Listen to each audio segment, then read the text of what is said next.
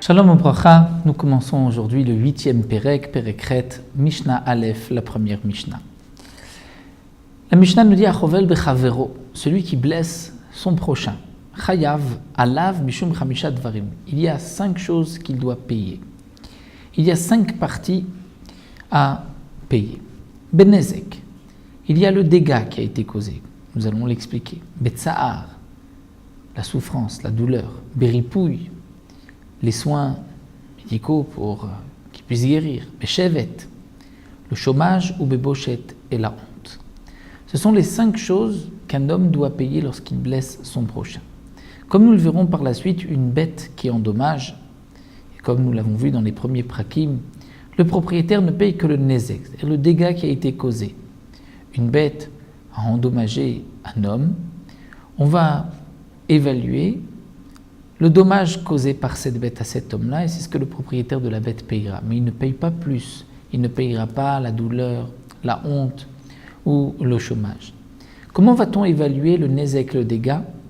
La Mishnah nous explique benezek ketzad, comment, si ma'et eno, prenons le cas d'un homme qui a fait perdre à son ami un œil, il lui a crevé un œil, kataet yado, il lui a coupé une main, shiberet raglo, il lui a brisé un pied.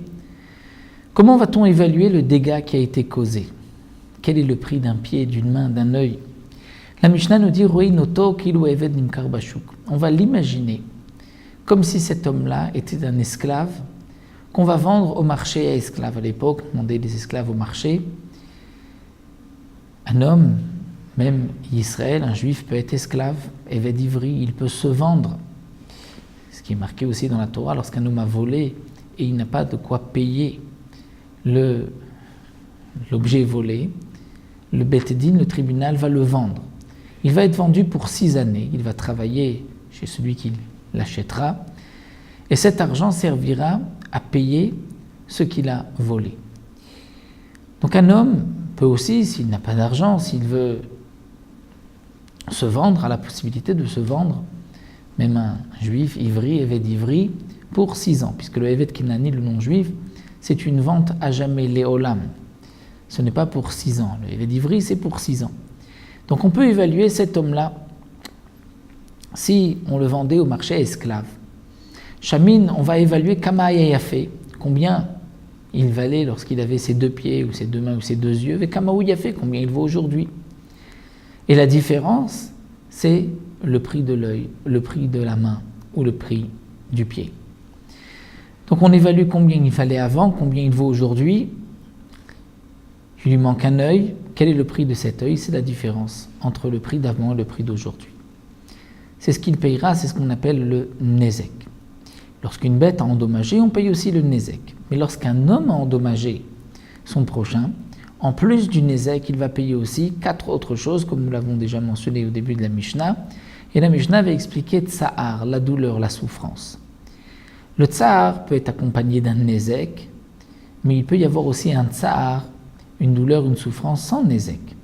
Si un homme a été brûlé même sur l'ongle, il ne perdra pas de sa valeur parce qu'il a été brûlé, mais il y a eu une douleur, une souffrance. Comment va-t-on évaluer le tsahar? Si on pose la question à quelqu'un, combien veux-tu recevoir pour souffrir? Il est évident qu'il réclamera beaucoup d'argent si même il acceptera. Alors la Mishnah va nous expliquer tsahar, comment va-t-on évaluer la souffrance kevao dans le cas où il l'a brûlé bashefoud avec une barre de fer brûlante ou bemasmer ou un clou. Va filo al tziporno, même si ce n'est que sur son ongle. Donc il n'y a pas eu sur son ongle, il n'y a pas de nezek, de dégâts puisqu'il n'y a pas de perte de valeur, mais il y a malgré tout un tsahar. Donc dans un makom shino se chabura, dans un endroit où il n'y a pas de plaie de chabura, mais le din sera le même s'il lui a coupé un bras, il faudra aussi payer ce tsahar. Comment va-t-on l'évaluer? Omdim kama adam kayotse basé, on va évaluer combien un homme comme lui. C'est-à-dire qu'il y a des gens plus délicats, des gens plus résistants. Donc on va évaluer un homme comme lui. Combien il voudra rotzelitol yot mitzterkar, combien il voudra prendre pour avoir cette souffrance. Et donc comme Gemara nous l'explique, le Rosh nous l'explique, bien sûr, on ne va pas demander à quelqu'un combien veux-tu recevoir pour souffrir, mais c'est comme à l'époque, lorsqu'un homme avait volé dans certains endroits, le roi décidait de lui couper la main. On peut lui couper la main de deux manières. On peut lui couper la main avec un médicament, avec une anesthésie. On peut lui couper la main à vif. Donc celui qui on doit de toutes les manières couper la main, ou celui où le roi a décidé qu'il va être brûlé, il va recevoir telle ou telle souffrance, on lui posera la question, si tu as la possibilité de recevoir cette même peine, mais sans souffrir, combien es-tu prêt à payer? Et donc ce prix-là, c'est le prix, cet argent, cette somme, c'est le prix du tsar. C'est ainsi qu'on va évaluer la douleur. Parce que sinon, on ne peut pas évaluer le prix de la souffrance. Ripouille. Le troisième paiement, donc Nezek tsar ripouille, les frais du médecin, Ikaou, il l'a frappé, Chayav. Le rapoto, il doit le guérir. Et donc il doit payer le prix de l'hospitalisation, le prix du médecin. Mais dans le cas où la plaie a eu des effets secondaires, il y a eu comme des boutons blancs, des taches blanches, si c'est à cause du coup, Chayav, bien sûr qu'il devra payer. Chez l'homme Patour, si ce n'est pas à cause du coup, il ne doit pas payer. Le chidouche ici, c'est même si ce n'est pas venu tout de suite, ce n'est venu qu'après, il est aussi responsable. Mais dans le cas de Chaïta Venistara, où il a guéri de sa plaie, et ensuite Venistera, il y a une infection qui est revenue, ou Chaïta Venistera, dans tous les cas, Chayav leur photo, même si c'est plusieurs fois, puisque l'infection revient, c'est toujours à cause de la plaie, il doit donc le guérir. Mais Chaïta Kol Tzorka, s'il a complètement guéri, et qu'ensuite il y a un retour, on considère que c'est comme une nouvelle plaie, c'est à cause d'autre chose, et donc là, il n'est pas obligé de le soigner. Donc il n'est obligé de le soigner, de payer les frais médicaux que si c'est à cause de la plaie. Donc ça, c'est pour le ripouille. Chevet, le chômage. Le chômage, on ne peut pas l'évaluer. Si cet homme-là a travaillé jusqu'à présent tel ou tel travail, et qu'aujourd'hui il ne peut pas puisqu'il a main coupée, un œil en moins, donc on ne peut pas évaluer le prix de son chômage, étant donné que de toutes les manières on paye le nezek. Le nezek, c'est-à-dire la différence de prix, combien vaut sa main, combien vaut son œil. Lorsqu'un homme achète un esclave avec ses deux yeux ou avec un seul œil, c'est en fonction de son travail, de ce que l'esclave pourra produire, que le prix est fixé. Donc lorsque, dans le nezek, on a évalué le prix de l'œil, on a déjà tenu compte du travail de cet homme-là avec ses deux yeux ou avec un seul œil. Mais malgré tout, bien qu'on a évalué le nezek, le dégât en fonction du travail, même celui qui a perdu sa main ou son pied ou un œil peut encore, comme la Mishnah nous dira, il peut encore garder des concombres, il peut garder un champ. C'est-à-dire qu'il y a des métiers qu'il peut encore faire. Et pendant les moments de son hospitalisation, le moment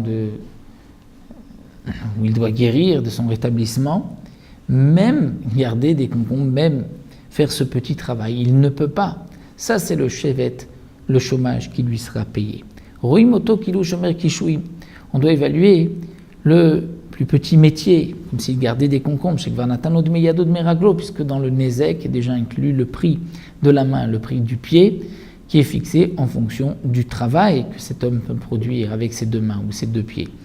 Donc le chevet, qui est en plus, c'est que bien qu'il n'a maintenant qu'un seul pied ou qu'un seul œil, il y a encore un métier qu'il peut accomplir, et ce métier, pendant le temps où il doit se rétablir, il ne peut pas le faire, c'est ce que le mazik, celui qui l'a endommagé, devra payer.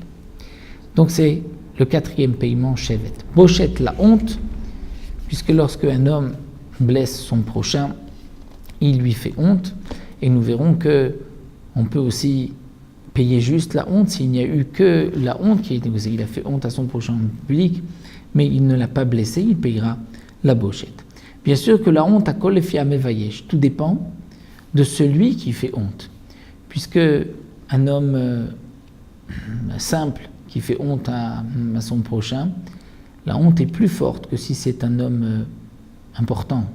Même si un homme important fait honte, c'est parfois moins grave, puisque c'est quand même quelqu'un d'important. Alors qu'un homme calme, tout simple, qui fait honte, là, la honte est plus forte.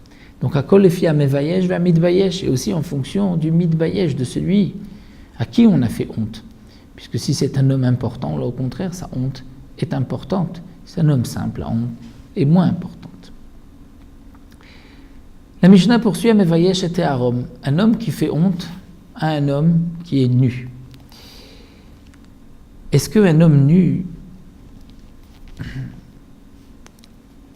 a quand même de la honte? Donc on parle dans le cas où il était, par exemple, à moitié nu et il l'a complètement découvert. Il lui a fait quand même honte et donc il devra payer.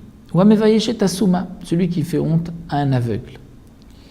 Bien que l'aveugle ne peut pas s'apercevoir de la réaction des gens de la honte, malgré tout, il a eu une honte, il faut la payer. Vamevayesh et ayeshen. Et aussi celui qui fait honte à un homme qui dort.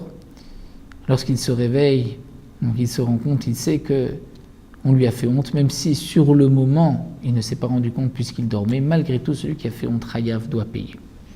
Veyashen shebiyesh patour. Mais si un homme, pendant son sommeil, fait honte à son prochain, il est dispensé de paiement. Pourquoi? Puisque pour la honte, nous avons un pasouk que nous allons voir tout de suite, où il faut une kavana, une volonté de faire honte. Sinon, on n'est pas tôt. Bien qu'on a fait honte dans son sommeil, il lui a fait honte, il lui a dit quelque chose, ou il l'a touché, un endroit qui lui a causé une honte, malgré tout, il est patour, puisqu'il n'était pas conscient de ce qu'il fait. Et juste pour la boucha, il est patour. Alors qu'un nezek, nous avons déjà vu qu'Adam Mouad Leolam, un homme, même si il dort, il est responsable de ses actions. Ou encore Nafal Minagag, un homme qui est tombé d'un toit.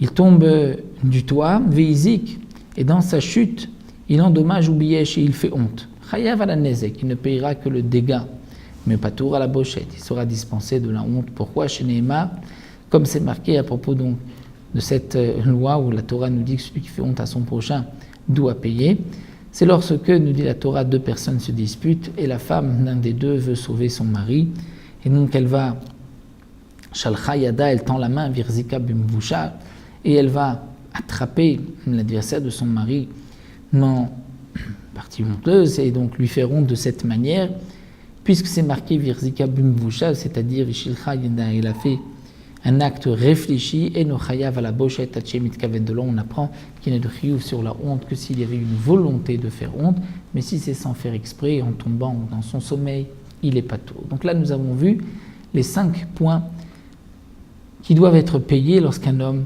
cause un dommage à son prochain, ou lorsque même un homme cause donc juste la honte ou une souffrance à son prochain, il devra payer ce qu'on peut lui faire payer de ces 5 choses. Parfois il y a et la souffrance et la honte, parfois il y a aussi les frais de médecin, parfois il y a plus, il y a même le nezek. Donc dans chaque cas, on doit appliquer, si on peut, les 5 tashlumim, les 5 paiements. Voilà, nous arrêtons à la Mishnah.